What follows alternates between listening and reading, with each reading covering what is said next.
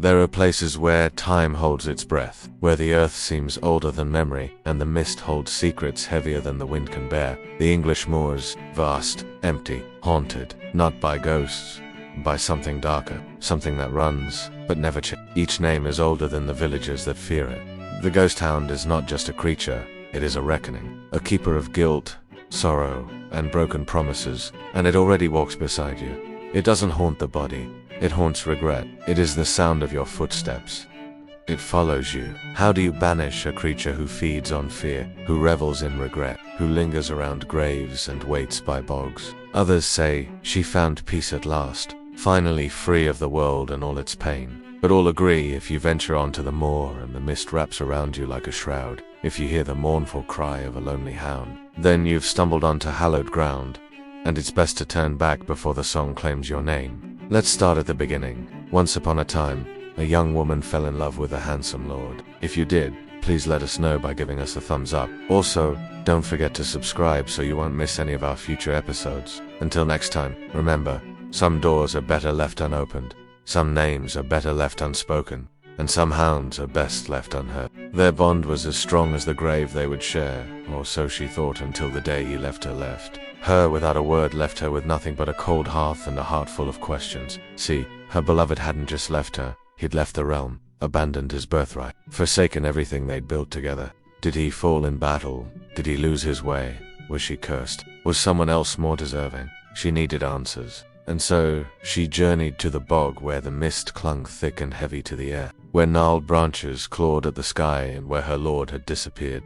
She called out his name and waited, but all that answered her were the croaking of frogs and the distant caw of crows. Then from the corner of her eye, she saw it, a shape moving just beyond the veil of mist. It took a step forward, 2 steps, 3, and then it was upon her, a magnificent black hound, its eyes burning bright, its fur matted and dripping, and as it padded closer, she heard a low growl that echoed with an unearthly sound, and then it spoke, or rather it sang, and its voice was like rustling leaves and cracking bones. It told her of battles lost and loves betrayed, of journeys taken and lives left behind, and then it vanished, melting back into the mist, leaving her alone in the silence of the bog. All she had was the song of the hound, a melody that haunted her waking hours and seeped into her dreams. Until one day, driven by a force she couldn't understand, she returned to the bog, and there, in the center, where the grasses grew long and the water lay still, was a grave. On it, a single word,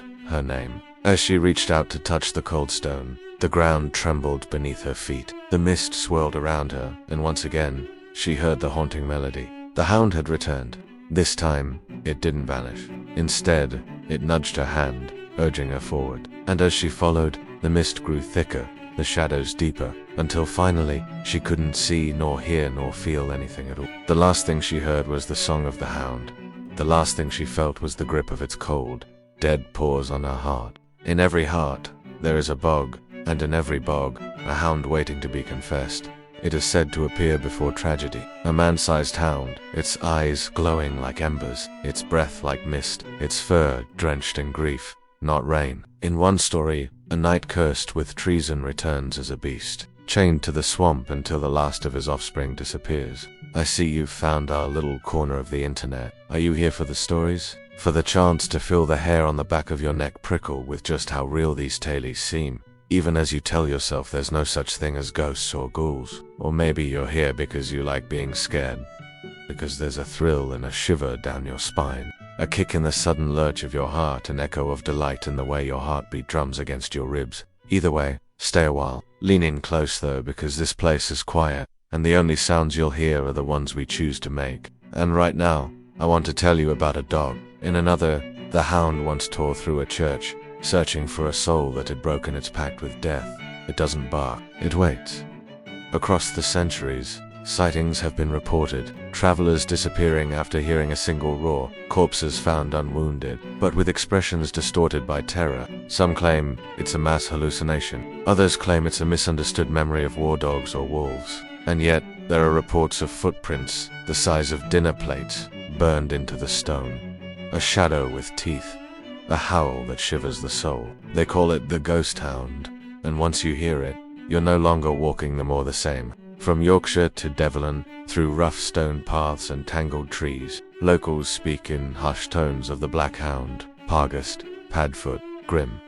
In 1577, the Black Hound of Suffolk is said to have attacked a church, killing 2, leaving claw marks on the door, marks that are still visible today, weatherproof, untouched by time. So when the mist descends, and the wind carries a roar too deep to be a wind, don't run, don't speak, it knows your name. Hello, welcome, or perhaps I should say, welcome back.